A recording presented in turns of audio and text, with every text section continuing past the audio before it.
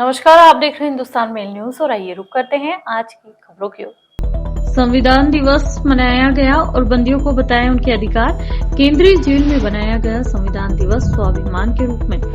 इंदौर पहुंचे 7 समंदर पार से माता पिता। अधिवक्ता ने लगाए गंभीर आरोप। शाहरुख खान के बेटे को पकड़ने वाले समीर बानखेड़े पर लगाया आरोप। शराब पर डिस्काउंट नहीं देने पर सेल्समैन के साथ किया विवाद, हुई तोड़फोड़। विजयनगर थाना क्षेत्र का है मामला।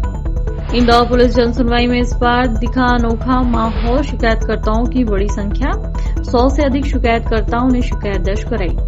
कलेक्टर आशीष सिंह की अध्यक्षता में जनसुनवाई हुई संपन्न। जनसुनवाई में कलेक्टर ने पीड़ित व्यक्तियों की शिकायतें सुनी। लंदन में फ्रेंड्स ऑफ मध्य प्रदेश कार्यक्रम में शामिल हुए मुख्यमंत्री डॉक्टर मोहन यादव। इन्वेस्टर्स को दिया न्योता।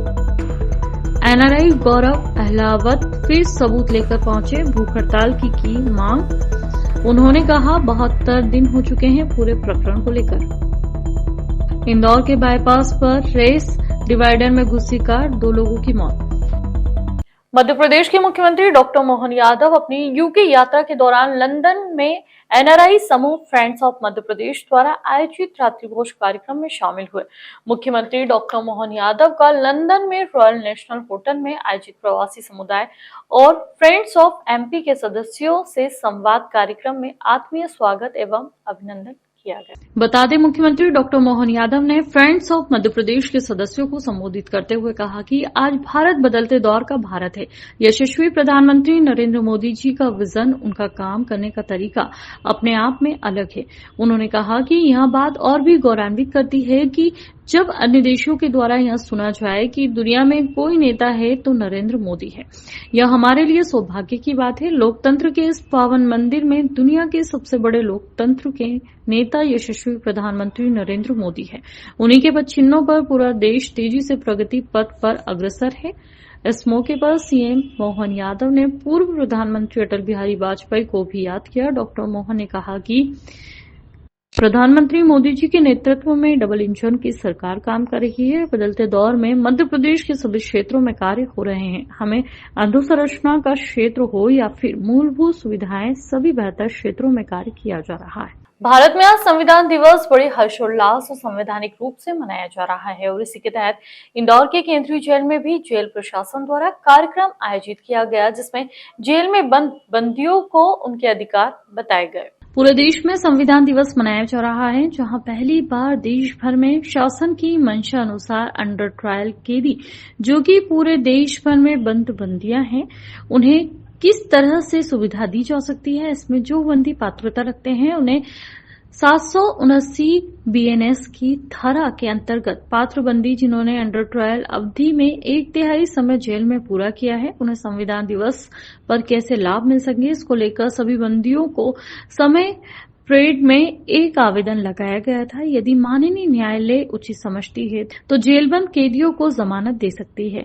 इस तरह से पूरे भारतवर्ष में एक अभियान के रूप में लिया गया है। इस अभियान के तहत पूरे मध्य प्रदेश आज काफी कैदियों को रियायत दी गई है। वहीं इंदौर की केंद्रीय जेल में आज 11 बंदियों को जमानत की रियायत भी दी गई।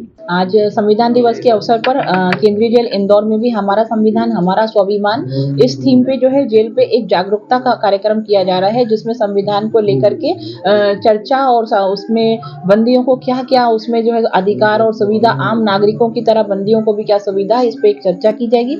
इसके अतिरिक्त धारा 479 बीएनएस की धारा 479 के अंतर्गत ऐसे अंडर ट्रायल बंदी जिन्होंने अपने जेल में रहते हुए 1/3 पार्ट अभी भी अंडर ट्रायल अवधि में व्यतीत कर लिया है, उन्हें माननीय न्यायालय द्वारा यदि उचित समझा जाता है कि उन्हें जमानत मिलना चाहिए। ऐसे लोगों को आज यहाँ पे जो पूरे मध्य प्रदेश, भारत सहित मध्य प्रदेश के भी सभी जेलों में जो पात्र बंदी हैं, उन्हें इसमें आज जो है जमानत की सुविधा प्राप्त हुई है।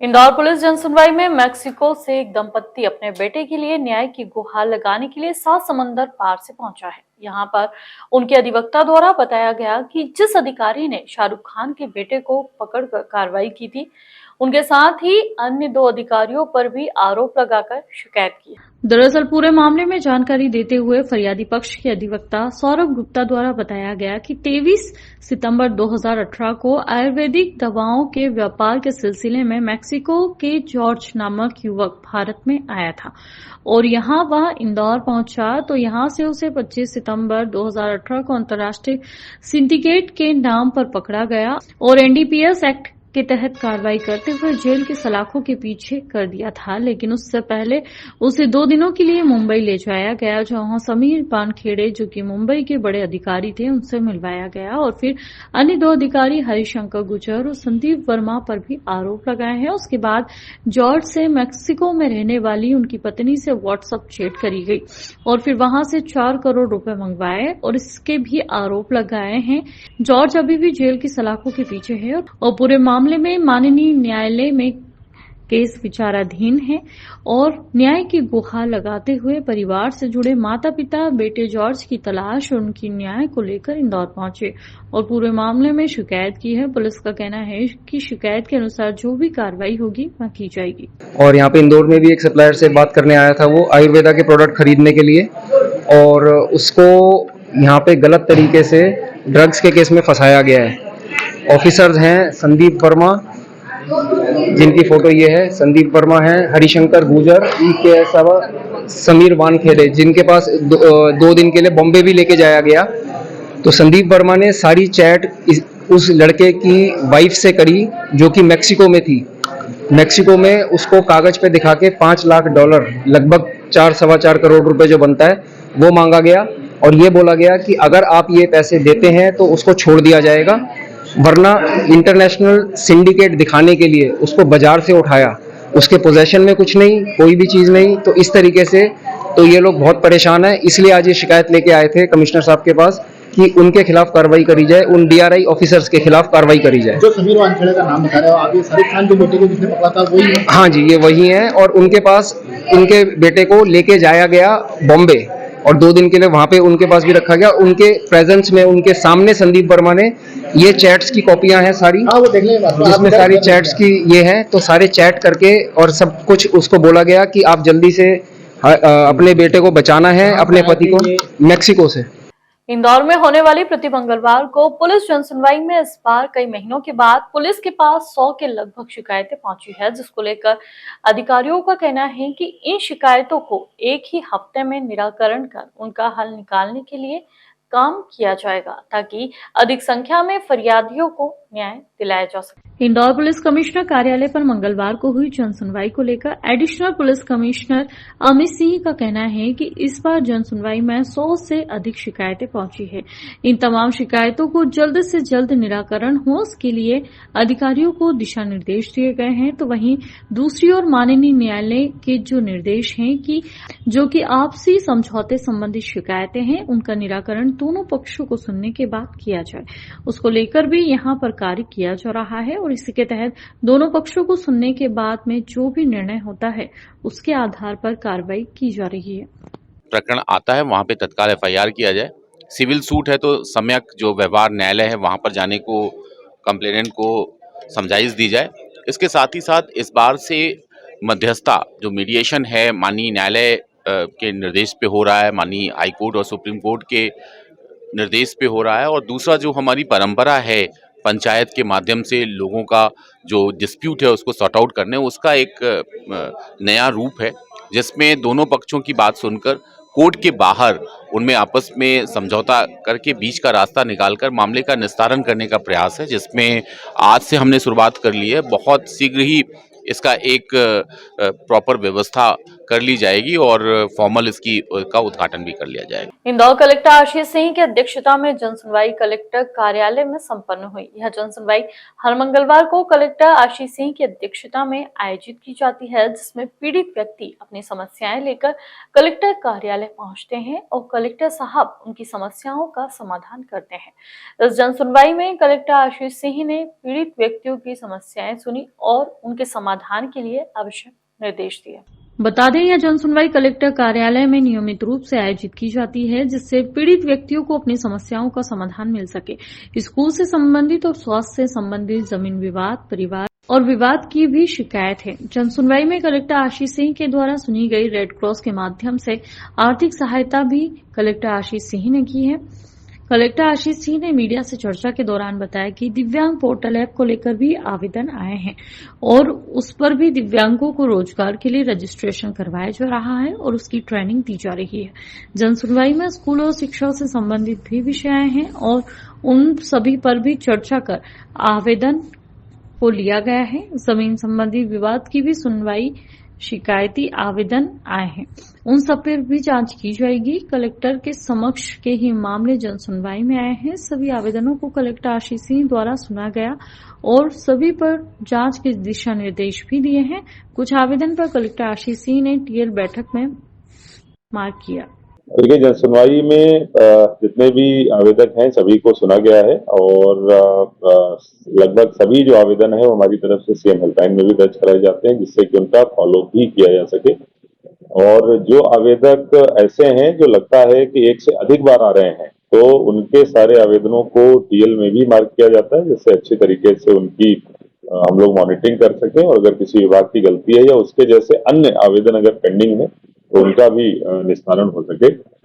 इसके साथ साथ आर्थिक सहायता से संबंधित भी आवेदन आते हैं, जिसमें कि शिक्षा और स्वास्थ्य से संबंधित विशेषकर सहायता रेड क्रॉस से प्रदान करी जाती है, तो ऐसे आवेदनों पे आर्थिक सहायता भी प्रदान कर दी जाए। इंदौर में एनआरआई गौरव अहलावत फिर एक बार तमाम मजदूर के साथ पुलिस जन सुनवाई में और तमाम सबूत के आधार पर न्याय की गुहार लगाई और धोखाधड़ी से जुड़े हुए तमाम सबूत पे पुलिस के समक्ष। दरअसल इंदौर के सागर रोड पर स्थित बिस्कुट कंपनी को लेकर एनआरआई गौरव अहलावत द्वारा कंपनी से जुड़े हुए तमाम मजदूर के साथ पुलिस जन सुनवाई में पहुंचे। यहां पर उन्होंने मीडिया से बात करते हुए बताया कि पिछले 72 दिनों से लगातार धोखाधड़ी जो कि उनके साथ हुई है, उसको लेकर वह तमाम विभागों में शिकायत कर चुके हैं। यहां तक कि पीएमओ कार्यालय से लेकर मध्य प्रदेश के मुख्यमंत्री और तमाम सबूत विभागों को दे चुके हैं, लेकिन उसके बावजूद भी कार्रवाई नहीं हो रही है। तो वहीं दूसरी ओर मजदूरों को भी कंपनी की ओर से धमकाया जा रहा है। दूसरी ओर उनका कहना है कि इतने दिनों के बाद भी जब न्याय नहीं मिल रहा है तो वह प्रशासन से चाहते हैं कि उन्हें भूख हड़ताल की परमिशन दी जाए ताकि वह न्याय के लिए कुछ कर सके और उन्हें कहीं न कहीं से न्याय मिल सके। आज एक रिक्वेस्ट करने आया हूं मैं कि मेरे को भूख हड़ताल पे बैठने की परमिशन दी जाए, क्योंकि आज जो यहाँ पे सबूत ला के दिए हैं, हाँ, ये नोटरी रजिस्टर के एविडेंसेस हैं जो कि पुलिस 6 नवंबर से इनको नहीं ढूंढ पा रही है। हमने ढूंढ निकाले हैं। क्या तो कहना है? कहना या तो पुलिस का कुछ नहीं कहना, अनुमति मिल गई आपको लिखने की? अभी बात करेंगे। हाँ, और ये सब होते हुए फैक्ट्री आज भी अवैध तरीके से चल रही है। वो वहाँ लड़के खड़े हुए हैं, धमका रहे हैं उन्हें जाने के लिए। फैक्ट्री का जो इंचार्ज है संजय कलवानी, जिसके कि नकली कागजात पे दस्तखत हैं, उसके खिलाफ पुलिस कुछ नहीं कर रही है और वो खुल्लम खुल्ला लेबर को धमका रहा है। इंदौर के तेजाजी नगर बाईपास पर मंगलवार सुबह हुए हादसे में ग्वालियर के रहने वाले 2 व्यक्तियों की मौत हो गई। हादसे में एक व्यक्ति युवक को चोट आई है। बताया जा रहा है कि रात में तीनों यहां पार्टी करने आए थे और सुबह वापस आने के दौरान यह हादसा हो गया। दरअसल तेजाजी नगर पुलिस से मिली जानकारी के मुताबिक घटना ओ स्टार सिटी के पास की है। यहाँ तेज रफ्तार हुंडई वर्ना कार डिवाइडर में घुस गई। हादसे में अमन पुत्र वीरेंद्र उपाध्याय निवासी नाग देवता मंदिर के पास शिंपी कॉलोनी ग्वालियर और उनके साथी अवधेश पुत्र शिवास पाठक की मौत हो गई, जबकि एक अन्य युवक परमीत घायल है। इंदौर के तेजाजी नगर बाईपास पर मंगलवार सुबह हुए हादसे में ग्वालियर के रहने वाले 2 युवकों की मौत हो गई। हादसे में एक युवक को चोट आई है। बताया जा रहा है कि रात में ही तीनों यहां पार्टी करने गए थे और सुबह वापस आने के दौरान हादसा हो गया। तेजाजी नगर पुलिस से मिली जानकारी के मुताबिक घटना ऑल स्टार सिटी के पास की है। तेजाजी नगर थाना क्षेत्र में बाईपास पर एक कार के डिवाइडर में घुसने से 2 व्यक्ति जो ग्वालियर के निवासी थे उनकी मृत्यु कारित हुई है। पुलिस ने इस मामले में एक्सीडेंट का प्रकरण पंजीबद्ध कर लिया। कुछ है कहाँ के रहने वाले हैं, कहाँ से कहाँ जा रहे थे? अभी इस संबंध में हम लोग साक्ष्य जुटा रहे हैं कि कहाँ जा रहे थे। बाकी ये ग्वालियर तरफ के रहने वाले हैं और इनके पास से इनके मोबाइल्स और जो भी इनके डॉक्यूमेंट्स मिले हैं उससे इनकी पुष्टि हुई। मध्य प्रदेश के इंदौर में शराब पर डिस्काउंट नहीं देने की बात को लेकर कुछ युवकों ने सेल्समैन के साथ मारपीट कर उसकी गाड़ी में तोड़फोड़ की। पूरा मामला विजयनगर थाना क्षेत्र का है। पुलिस ने कुछ आरोपियों को गिरफ्तार किया है। आपको बता दें, पूरा मामला इंदौर के विजयनगर थाना क्षेत्र के चित्रानगर का है, जहां पर शराब दुकान पर सेल्समैन का काम करने वाले युवक के साथ कुछ युवकों ने डिस्काउंट मांगने की बात पर विवाद कर लिया, जिसके बाद आरोपी ने गाड़ी में तोड़फोड़ की। और इस मामले में थाना प्रभारी ने बताया कि फरियादी शराब की दुकान पर सेल्समैन का काम करता है। उसके पास कुछ युवक पहुंचे और शराब पर डिस्काउंट मांगने लगे, जिस पर मैंने मना कर दिया। उसके बाद आरोपियों ने विजयनगर क्षेत्र में चित्रानगर में फरियादी को घर के बाहर बाइक में तोड़फोड़ की गई और पूरे मामले में 2 बदमाशों को गिरफ्तार किया है। तो वहीं पूरे मामले की जांच पड़ताल की जा रही है। आरोपी जो विजयनगर की रहने वाला है वो किसी शराब दुकान पर पहुंचा था और उसमें जो उसने खरीदी की थी लिकर की, उसमें वो डिस्काउंट चाहता था। जब दुकान के द्वारा मना कर दिया तो उसने उसकी जो कार थी, उसकी गाड़ी थी, उसमें उसने डंडा मार दिया, जिससे उसका कांच छूट गया। पुलिस ने इस पूरे मामला में अवैध वसूली का एक केस दर्ज किया है और जो आरोपी था उस पर मामला किया है।